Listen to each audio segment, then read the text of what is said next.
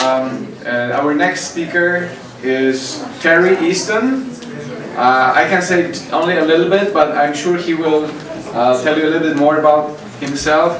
Terry is not only a long-time member and contributor to Liberty International, he's president of American Media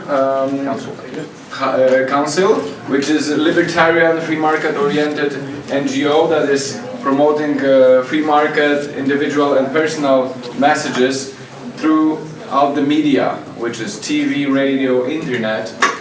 And he's also a very successful entrepreneur, venture capitalist, who is in the technology business. He started cutting-edge technologies a long time ago, 30 years ago. He started also the cable TV in Moscow in early 90s, which was something very, very new. He's just a very successful man, and he will share with you his insights, and also he will tell you about how you can become a millionaire in 4 years, correct? Yes, that's correct. That's correct. I only want to add that Terry is also an author of a number of books, but he will tell you more about this, so I am pleased to give you the voice. Thank you. Wow. I am so excited to be at this conference, and the reason is we're all among friends. You know what's great about being a libertarian? The glass is not half full, certainly not half empty. It's overflowing, and everybody here is happy. And all of the socialists are also unhappy and miserable. And I'm here because we're all recharging our emotional and our spiritual and our mental, our psychic batteries. And this is such a great... I see happy faces. So, okay, how to become a millionaire in 4 years is very simple. Move to Zimbabwe, not a problem. That's the end of this.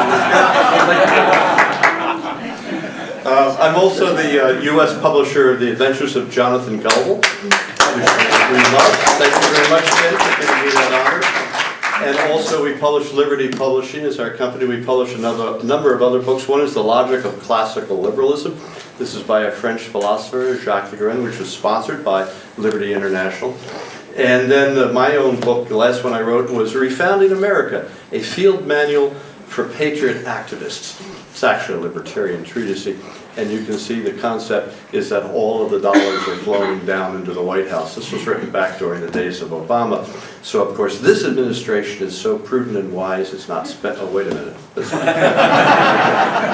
Okay, so this is a Gestalt kind of presentation. It'll jump all around, and hopefully at the end, it'll all come together.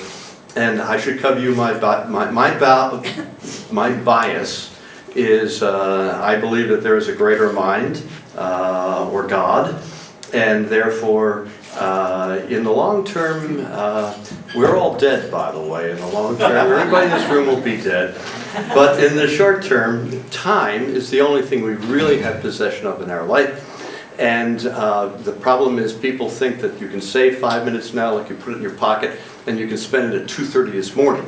That ain't the way it works. Languages are really funny about time.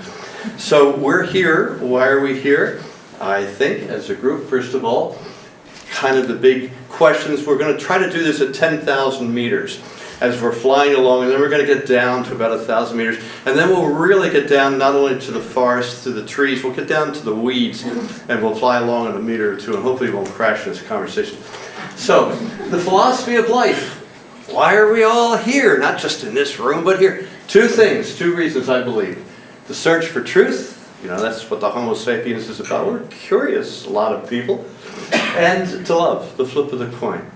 And the problem is there's not enough love, and libertarians tend to be much more gentle because we believe in negative rights rather than positive rights. Positive right is, I have the right to the money in your wallet. Negative right is, keep your hand off my wallet. Happiness, satisfactions of our needs and goals. They say, well, what does this have to do to making millions of dollars? And the answer is, everybody is driven by their own desire for happiness, which comes out of the concept of what are our needs individually and our goals. So, starting the concept of Maslow, everybody's heard of Maslow as the classic philosophy developed as a psychological basis for motivations 30, 40 years ago.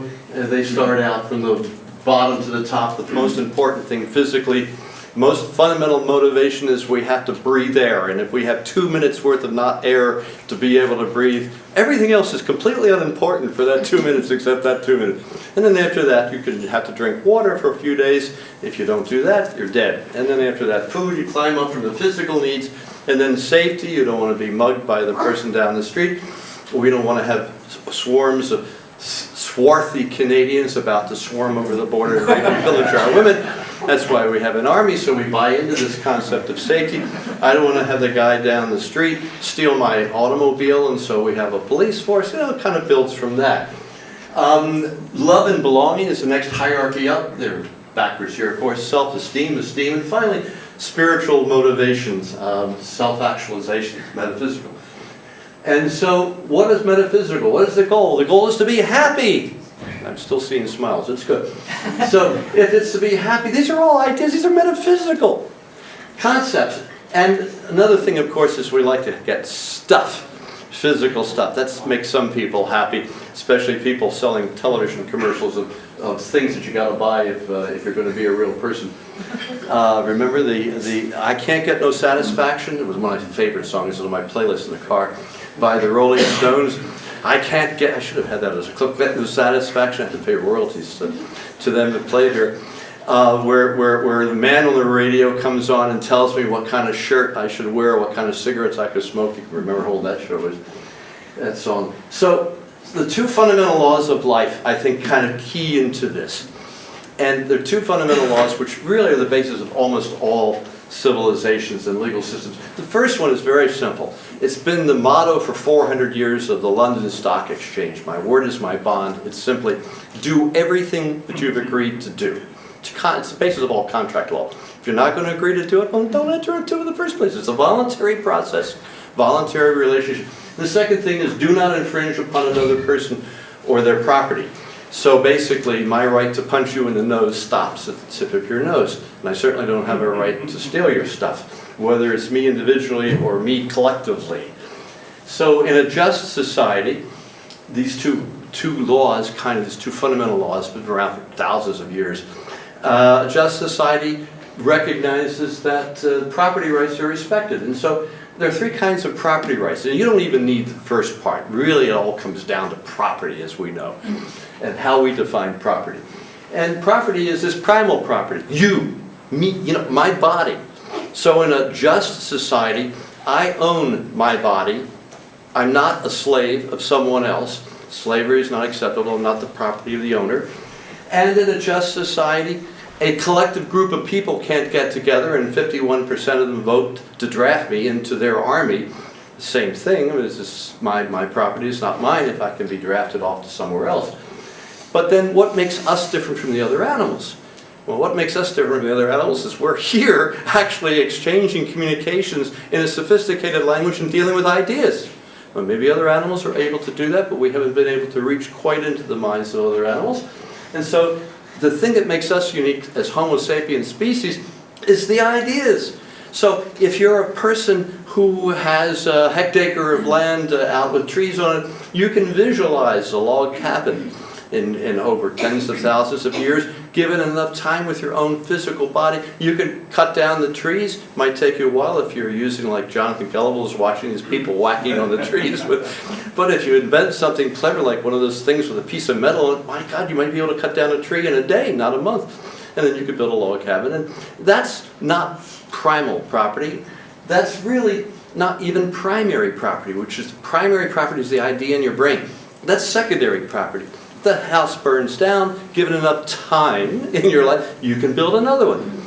So societies kind of recognize these things. By the way, the primary property in a just society, it has laws to protect your primary property. We call them trademark laws, patent laws, copyright laws, intellectual property protection. And in a just society, the secondary stuff, your stuff, the society recognizes you have a right to own your own property. So kind of property is fundamental to this whole concept. Now, then you get to the question of what is wealth? Ain't no wealth in the animal kingdom. The only concept of wealth is another metaphysical concept in the brains of the human being.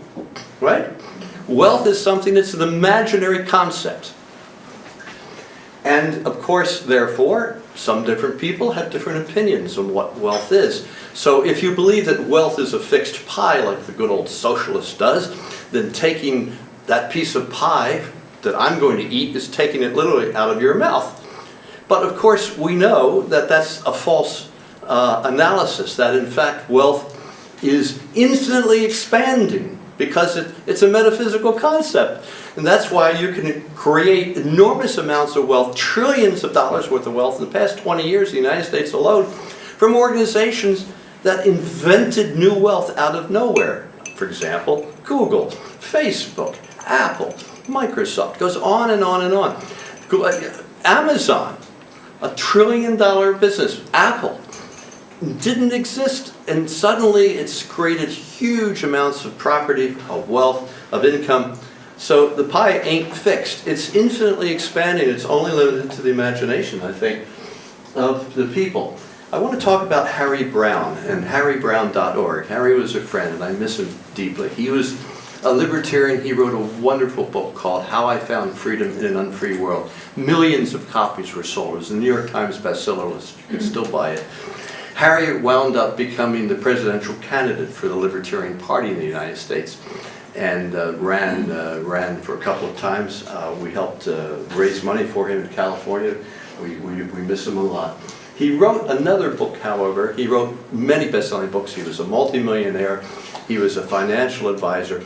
He was the most gentle, warm, loving libertarian. If you have any desire to really understand libertarian philosophy in a way that's readable, go to harrybrown.org and download some of the PDFs that they have on some of his great books, like the A to Z of there's so many great books. So, one of the first books he wrote, which was never published, was sent to me as a copy by Pamela after Harry died a few years ago, called The Secret of Selling Anything. You say, what does this have to do with selling? You know, life is selling, in the way Harry looks at it. So I want to talk about selling a little bit, and then how you make $1 million. Because it's actually pretty easy. So you just don't lie or cheat or expect other people to get other people to steal the money for you. I want to talk about Harry Browne versus Ayn Rand. Her concept of selfishness is difficult for many people to swallow because it has a connotation which is a different connotation than the way people who are objectivists understand it. I would call it equivalent to Harry Browne's definition of happiness. Browne says everything that you do is for the purpose of bringing about your own happiness. Each life is different. So every person has a different concept of what makes them happy. And that creates the concept of values. So you can increase your happiness by trading away one situation for a better one. We're always trying to trade not only things in the marketplace, but our ideas, our life, our experience, our relationships, which is why I guess there's divorce. So profit is what Harry defines the increase in happiness to be. It's not just an economic concept. It's a concept of the whole body concept of what happiness is. So mutual exchange, as we know in a marketplace, I make a lot of eggs, I'm a farmer. I make an excessive amount of eggs, but I'm really lousy at raising cows for milk. But my neighbor next door, boy, they've got milk coming out of their ears, but they don't grow any eggs. So I got all these excess eggs, they got all this extra milk. I trade my eggs for their milk, they trade their milk for my eggs. Both of us are happier. Both of us won, right? It's so mutual trade, as we all know, is a very beneficial thing. So that's why real markets work. Real markets work because when you go into a flea market, you come away and you say, well, that was so great, I won. And the person who sold you, the producer said, that's so great, I won. That's something that people don't understand. That's all the free market is. Forget capitalism. Capitalism is something else. That's saving up your money, deferring your personal benefits right now so that you can use your money in the future to invest in making things more productive. So if you're sewing things manually in India, if you can borrow somebody else's money for $50 or $100 to buy a sewing machine, you can be 10 times more productive. And how did that person get the money to lend you to buy the sewing machine? Because they saved up the money and deferred their personal. So we get that. Okay, so real markets work, again, because of happiness. So profit is your reward. And what is the reward? It's the reward you get for satisfying the desires or the needs of someone else. When I was in the Soviet Union, and my business partner, this was the Central Committee of the Communist Party. They're the only people you could trust. So the KGB was under them. And so when we were working with them, they used to tell a joke in the Soviet Union. We pretend to work, they pretend to pay us, and we pretend to work. And they think it was a very funny joke, and I said, do you realize that that's a double joke? What do you mean? It's pretty funny. They pretend to pay us. I said, no. In the real world, you give first by working, and then you get your reward in the way of income. Oh, okay, I guess.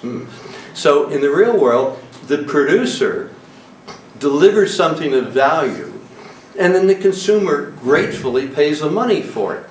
You follow the money. It's very easy. The person with the money is the consumer. And the person who wants to change the money for something else that they want, that they make, service, things, whatever, is the producer. So of course, if you work for a company as an employee, are you a producer or are you a consumer? You're a producer, right? You're producing something of value, follow the money, that the consumer, the company, is willing to pay. They're willing to pay you for your time, your life, in return for you giving them. So you give them your time, and 2 weeks later, they give you their money, typically. Right? So that's why labor unions are so interesting, because they are collectives of producers, not consumers. And inevitably, given an opportunity, the government, when it has a chance to step on the free marketplace between the consumer and the producer, inevitably sides with the producers against the consumers of all kinds. This is one of the truisms of life, because there are much fewer producers in general than consumers. In the case of labor unions, this is an exception, but that's okay because you still have a union representation. And of course, the government then can get a lot of money from the producers because they have an economic interest, whereas the consumers are all distributed. So in this particular book, I talk about the example of the milk price fixing board in California. They're everywhere. And are they fixing the price of milk to keep it low, or are they fixing the price of milk to keep it high? Well, if they're selling the milk on behalf of the producers, they're keeping it high. It's a criminal offense if you sell milk below a certain level, right? They'll put the store owner in prison, in the milk producer's prison. So there's a whole story about what happens and why the dairies in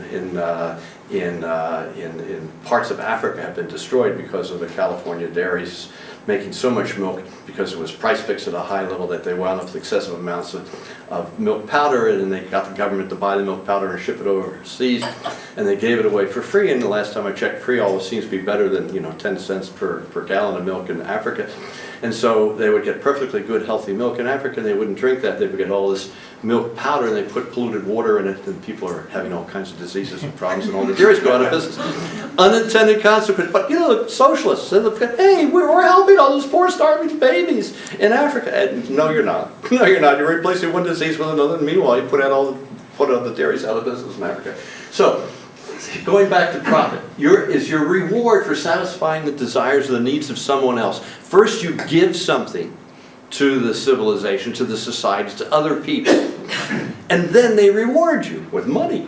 Well, what's money? It's a means of exchange, so you can use it to become a consumer on the other side, right? So your own profit depends on your ability to satisfy the needs of others.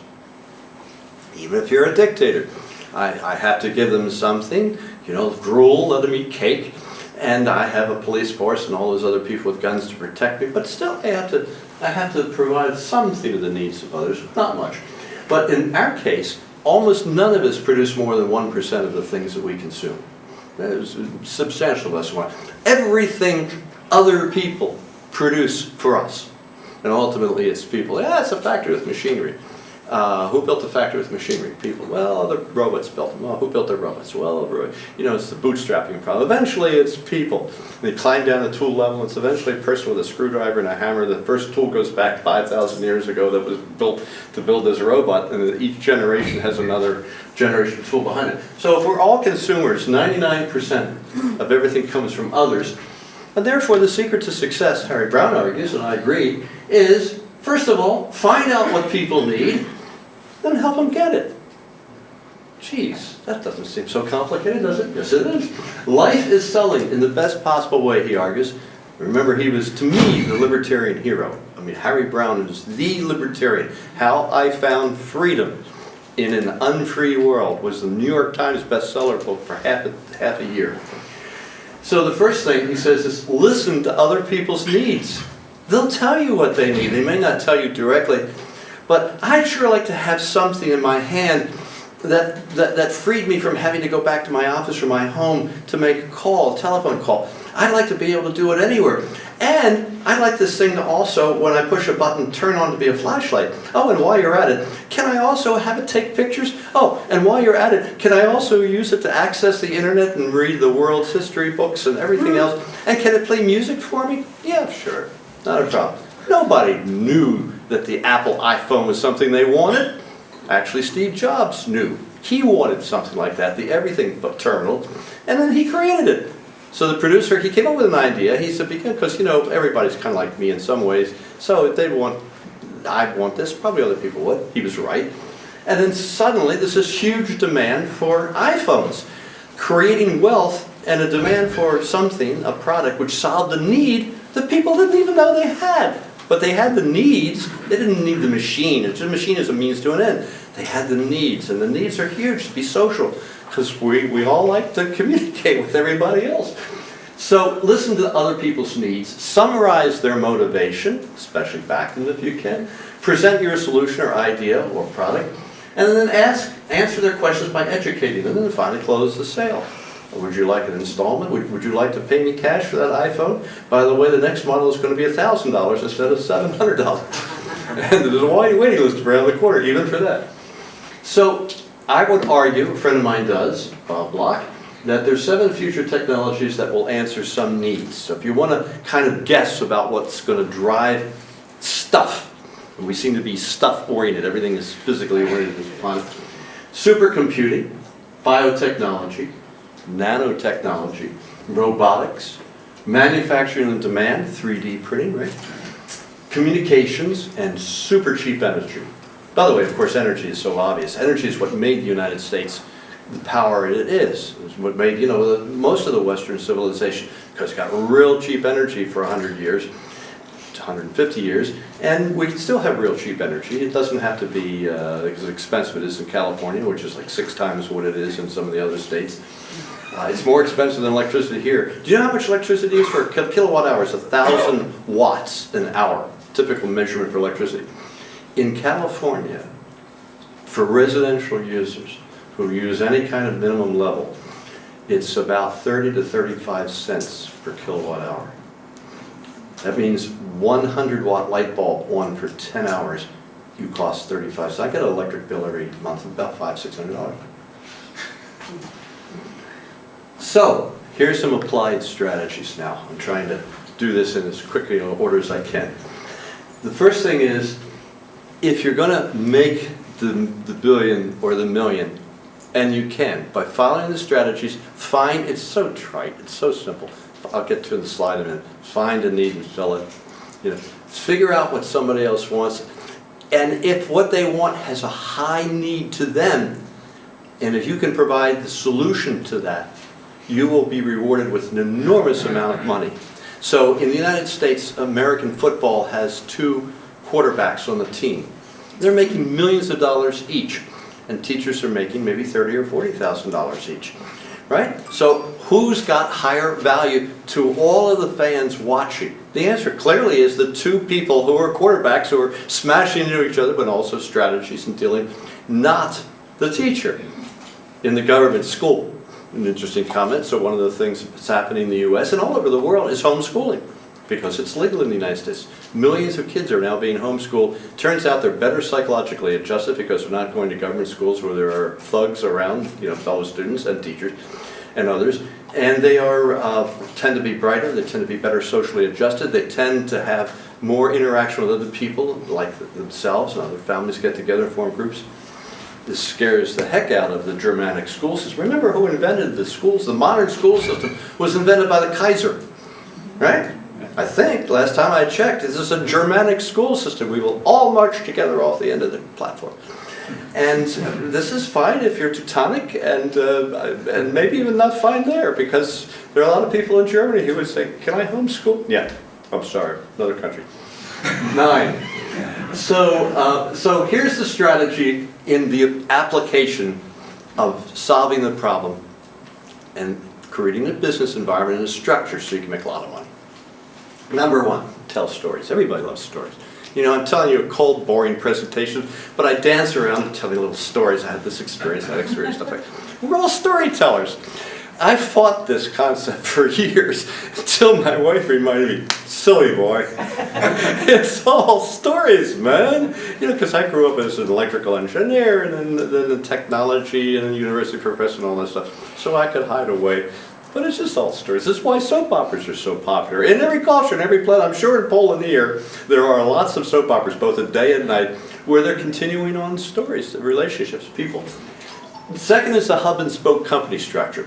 Whatever you do, I'll get to some of those afterward. Whatever you do, and don't create a structure where you create a structure where there is a center. That's you.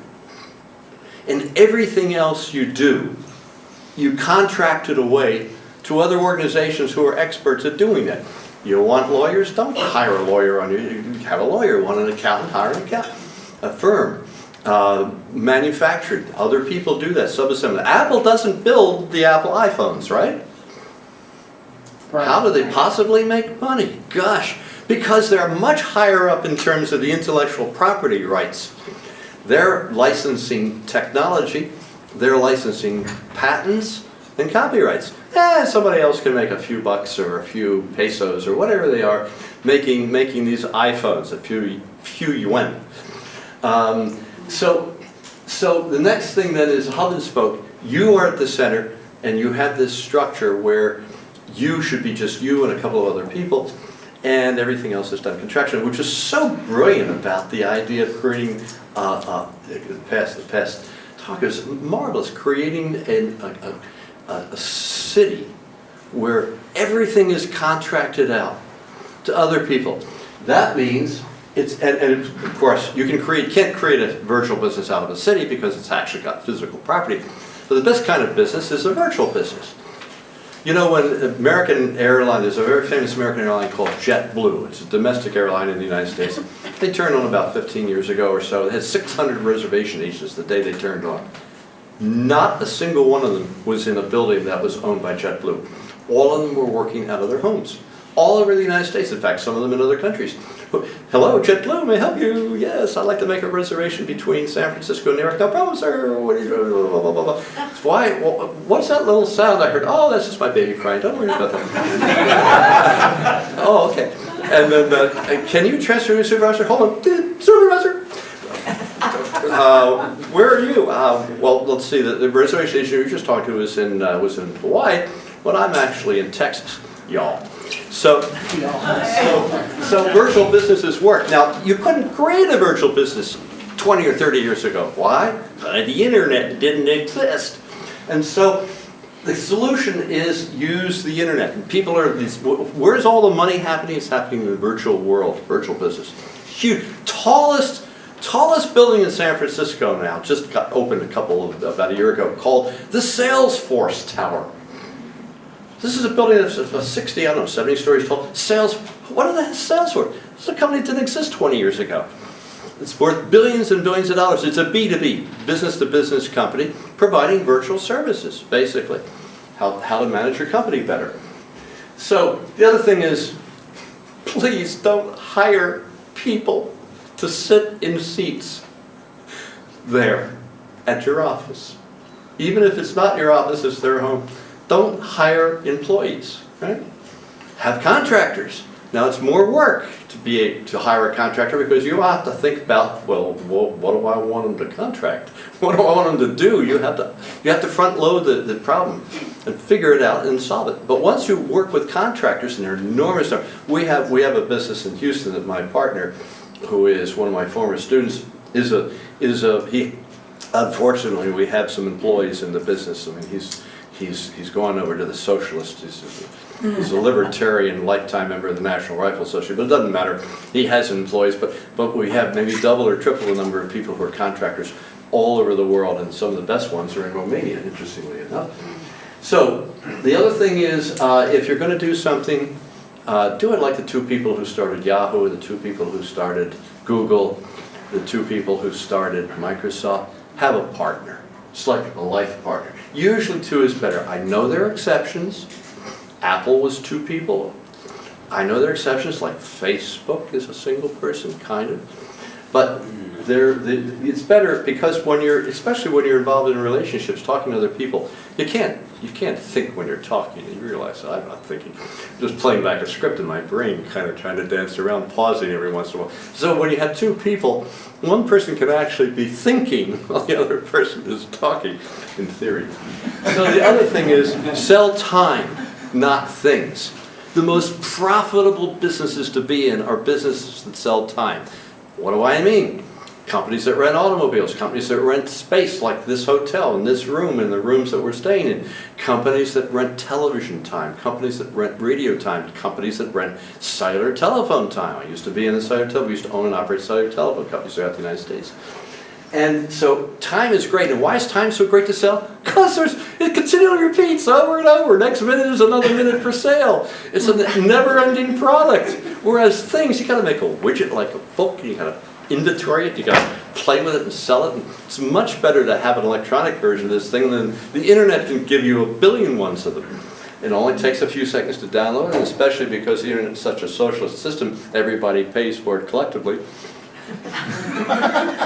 So they're two old cliches. Find a need and fill it, and build a better mousetrap. And why are they cliches? Because unfortunately they're true. There is some truth in this.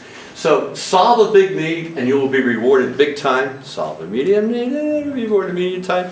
Become a teacher in high school and you're not going to be rewarded much at all because nobody wants to pay for teachers in high school for their kids. Because unless it's a private high school, in which case the teachers make a lot more money and you pay a lot more money. But people don't want to do that because their taxes are already paying for school. It's like national health care. Right? In England is a classic example.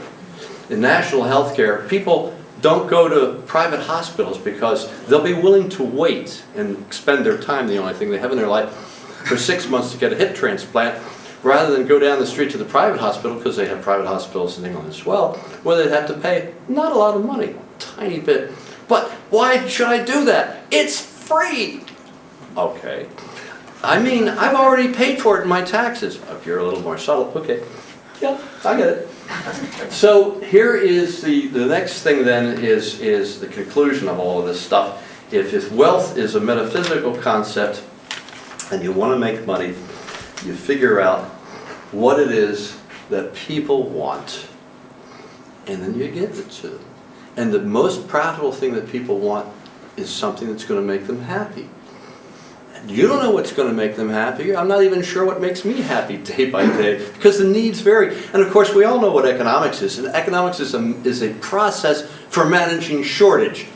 And why do we have shortage? Because given the possibility, every single person in this room would love a 747 jet of their own. Completely staffed with all the people to fly anywhere they want anywhere, right? But the problem, yeah, hell yes, but the problem with that is there's a shortage of 747s, and so economic is a mechanism for managing scarcity. Fortunately, the pie is not limited. It's infinitely large, and the best way to expand the pie is to come up with new ideas that solve people's needs. Like the internet, where 25% of the traffic on the internet is pornography. By the way, one of the neat things about pornography, and it's the thing driving all the state-of-the-art of all the new breakthroughs of the internet, is pornography.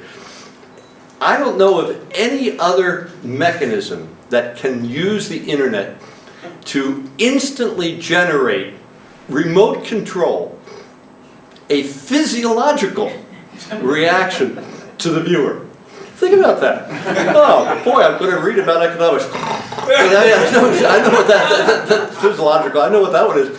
But you can be involved in your mind with sex. Well, this is in the Maslow hierarchy, fairly important, fairly down below. That's down the primary needs. And you can generate, there isn't anything else like it. You can wind people up with fear and greed. There are two ways, there are two motivating things that popular sales. One is fear and one is greed. I actually own a website called fearandgreed.com. Why not? The two ways, the stock market. Life is it's gonna go up, up, up, up, up, up. You're gonna miss out. Gotta buy, gotta buy, gotta buy. It's going down, down, down, down, down, down. Sell, sell, sell, sell, sell. There was an old Federal Express commercial years ago, decades ago, where the guy was a fast talker. They hired this guy who was an actor who was marvelous. Because you could come here and have some fun, and he would say, "Hello, New York, sell, sell, buy, buy, buy. Hello, Chicago, buy, buy." He's got 3 phones. "Hello, Los Angeles, sell, sell, sell." They're all, they're all buying. It's crazy. Sell, sell, sell, sell, and then he was buy, buy, buy. And he then hangs up on all 3 phones, and then it says, "If you really want to get somewhere quickly, use Federal Express as a punchline." So I want to talk a little bit now, last 5 minutes that I have, and show you the AMC story, American Media Council. So in the United States, as is true in every other country, including this one, pretty much, that have free markets, there are private radio stations. They sell commercials to succeed, right? There might be government, state-owned stations as well, but the private radio stations have a problem. They're selling airtime, first of all, and if they're clever at it, 24/7, 24 hours a day, 7 days a week. So they understand what they want to sell. They want to sell time. The problem is that they can't sell it all. So 1 out of every 3 commercials is not sold. The times, well, what's 30 seconds before, 10 seconds before, 1 second before the commercial is going to start, and they don't have anything to sell. And the first says, "Hi, so we're going to be right back after this important announcement." 30 seconds, 60 seconds, and then there's nobody left. They're gone. So they have to put something in. They don't want to put another commercial in because that's cheapening their product. They don't want to say to the advertiser, "You know what? It's $10 per minute for 1 commercial, but we'll give you a couple extra ones when you haven't sold." And you don't do that as a producer. So what they do is they knock on the door of other people. Actually, other people come to them and say, "I'm a nonprofit organization, and would you like to be able to run my PSA, my public service announcement, for free?" And the radio station says, "It's better than what I've got right now," which is, so yes. So there's one organization that was started back in the 1940s by Franklin Delano Roosevelt, who was at one time the President of the United States, from New York, and he had a lot of advertising buddies. And so during the war, they started a thing called the War Bond Council to sell war bonds, propaganda. And so afterwards, they didn't want to break up. They did such a good job, so they renamed themselves the Ad Council. It's over 70 years old now. It's a $45 million a year budget based in New York and Madison Avenue. And they produce propaganda. It's everywhere. It's on radio stations, on television stations, on cable networks, in print media, billboard ads. The Ad Council, brought to you by the National Housing Association and the Ad Council. Bing! So, what are they running? Well, they have some memorable things 30 years ago, like Smokey the Bear. We have, National Forest, Smokey the Bear, only you can prevent forest fires.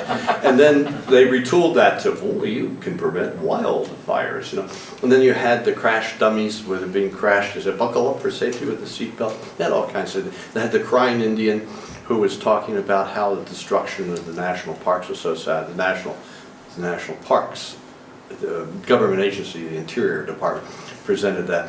The guy who was playing the part of this Indian happened to be, by the way, an Italian actor. He looked like dead serious American Indian. Well, he wasn't. He was an Italian actor. So the AMC's goal is, we have a lot of radio stations. We've got 10,000 of them in the United States. Talk radio is huge. 90% is either conservative, libertarian, or middle of the road. 80% conservative, libertarian. Talk radio is a huge counter to the mainstream media make-believe from television and the nonsense that's being put out by the New York Times and the Washington Post, etc. And so huge listening audiences. 92% of people in the United States, once a week or more, listen to radio in the United States. Much more than people on social media, by the way. Social media would kill for these radio things.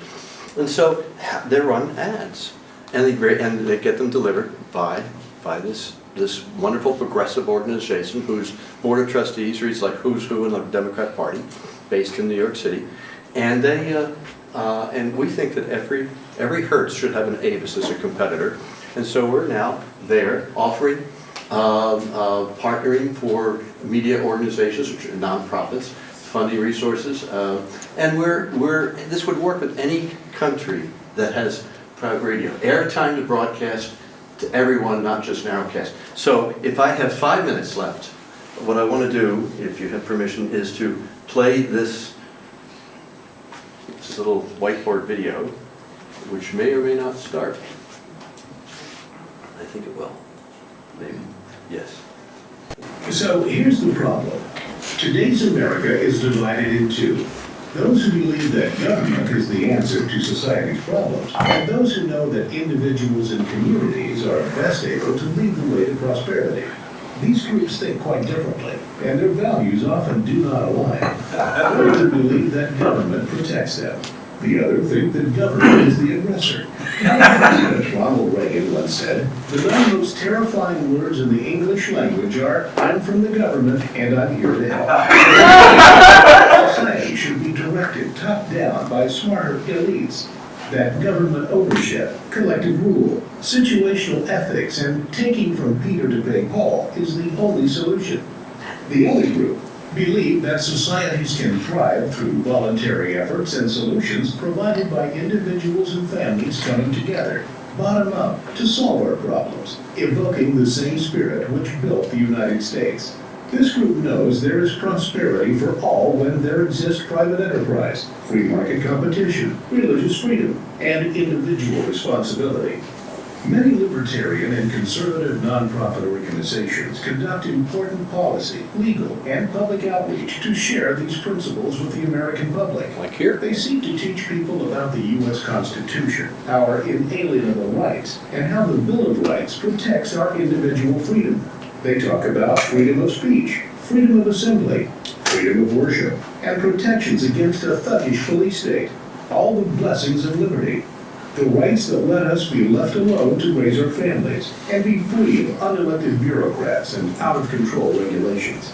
For over 70 years, a pro-government advocacy organization has been using public service advertising campaigns to mold public opinion away from the principles of a free society. It was started back in World War II by President Franklin D. Roosevelt to sell government war bonds. After the war, this agency has received hundreds of millions of dollars from the government to advertise government programs that nudge people to do the right thing. They have since saturated the airways with PSAs that focus on group identity, victimhood, and a big government solution to solve our problems. So why does this happen? Well, it's not a conspiracy.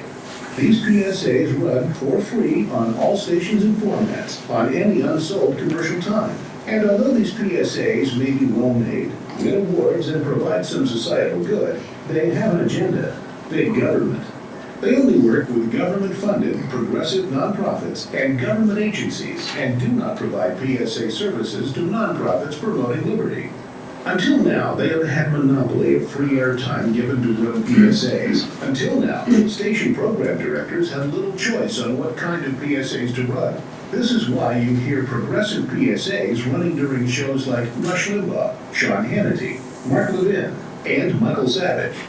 Until now, these PSAs push public opinion to accept a socialist society, different from the America our founding fathers envisioned. Until now, the PSAs tell you that you are too helpless, too stupid, too much a victim to help yourself. You must seek government protection. This mosaic of conflicting power groups is deteriorating the great American melting pot of people and ideas, when instead we need to celebrate the American way, inspire people, empower people, share our great U.S. Constitution with people, show pride in the freedom we have protected in the Bill of Rights. That's where we, the American Media Council, comes in. We create and share messages that applaud our ability to work together voluntarily and create the greatest, richest, most successful, and just country that's ever existed on Earth. We are a nonprofit organization that partners with libertarian and conservative organizations to create dynamic PSA campaigns and share the message of liberty through the radio airwaves, using the same tools the government employs: free donated airtime.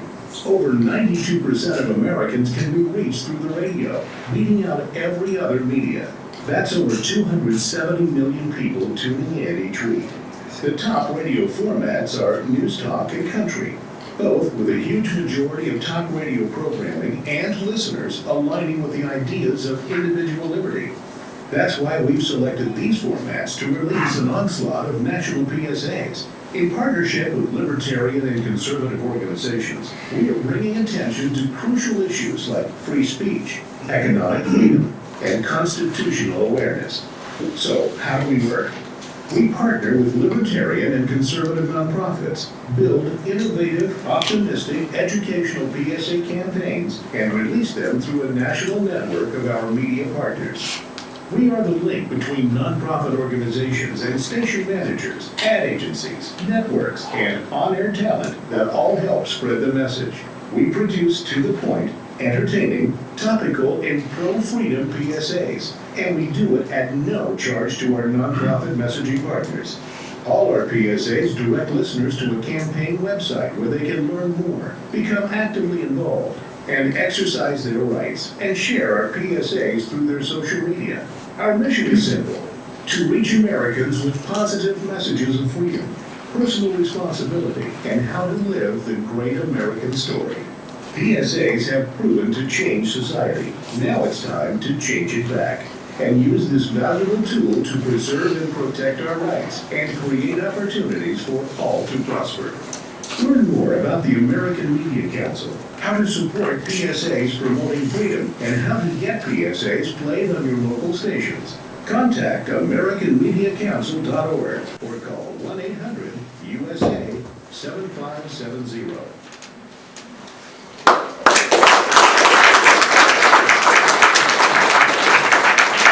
We'll make this thing available. You can strip out the American flag, rewrite the words into another language. It works perfectly well in your country. There's nothing magical about it in America, except, of course, we happen to have a constitution that's still kind of in effect, and many other countries don't, or they have, quote, unwritten constitution.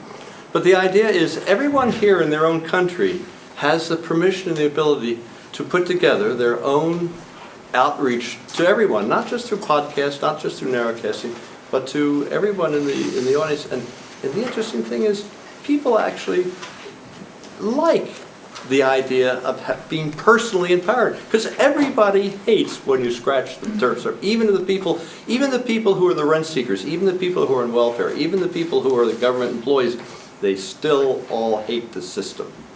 And if we can give them another way, get them to think about it. That's the reason for why we exist. Do we have time for a couple of questions? We would need to take from Sue's time, but I'm not sure if this Thank you very much.